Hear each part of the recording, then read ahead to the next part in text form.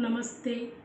मैं डॉक्टर वनीता त्र्यंबक पवार हिंदी विभाग की ओर से आप सभी छात्र छात्राओं का हार्दिक स्वागत करती हूँ। तृतीय वर्ष साहित्य डीएससी इसके अंतर्गत विशेष विधा यात्रा साहित्य इकाई क्रमांक 1 में आप लोगों ने यात्रा साहित्य विधा का अर्थ तथा उसकी परिभाषा इसकी जानकारी प्राप्त की और आज इकाई क्रमांक 1 के अंतर्गत यात्रा साहित्य विधा के तत्व इसकी जानकारी मैं पेश करती हूँ। यह तो निश्चित है कि यात्रा वर्णन का संबंध यात्रा से है और यात्रा कल्पित होकर वास्तविक होती है। इसलिए यात्रा लेखन का स्वयं यात्री होना इसकी मूलभूत शर्त है।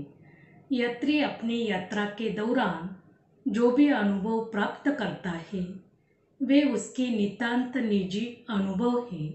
यात्रा वर्णन विधा निर्धारण को लेकर हो रहा चिंतन काफ़ी क्लिष्ट है होने के कारण इस विषय पर अधिक साहित्य नहीं मिलता, तो भी उसके स्वरूप को लेकर निम्नलिखित तत्व निर्धारित किए जा सकते हैं।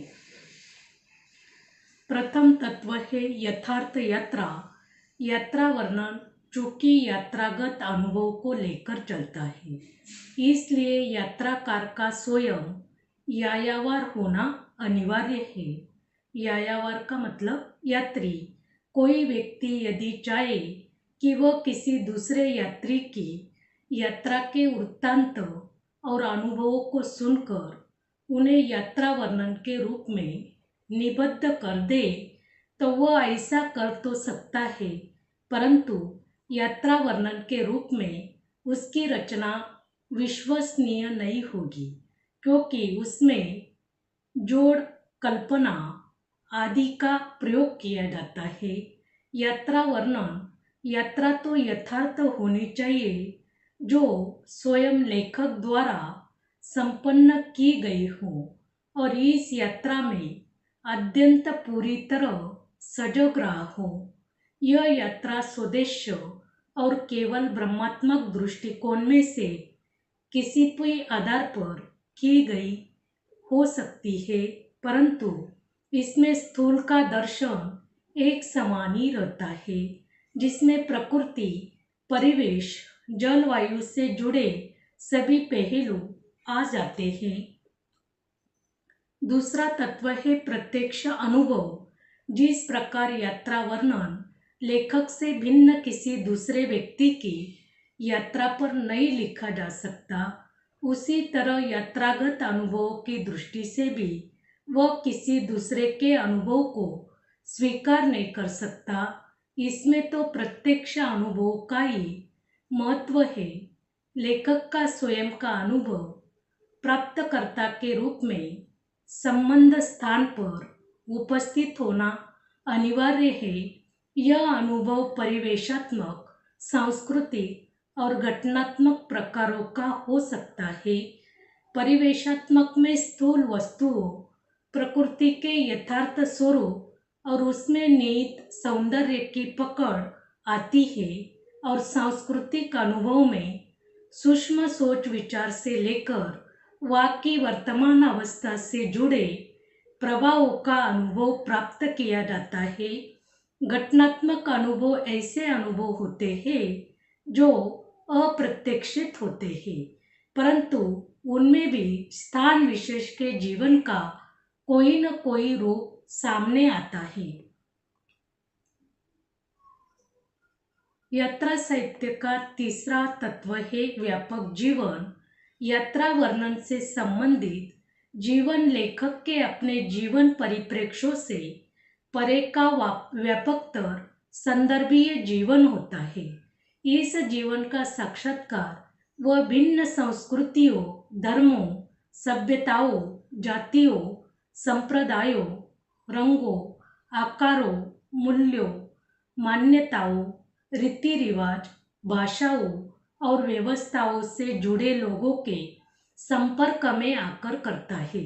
इसी जीवन में वह भिन्न कलाओं, विभिन्न दर्शनों और साहित्य के संपर्क में आता है। इसलिए वह अपने अनुभव जगत को भी विशालता प्रदान करता है। इसी अनुभव में वह मानवता के वैश्विक और विराट स्वरूप का परिचय प्राप्त करता है। इसी जीवन के संपर्क में आने से वह अपने जीवन से तुलना करते हुए आश्चर्यचकित होने की सीमा तक अपने चित्त का विस्तार करता है।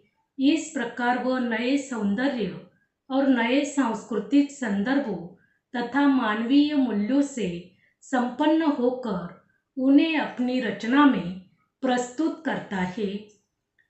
चौथा तत्व है कलात्मकता।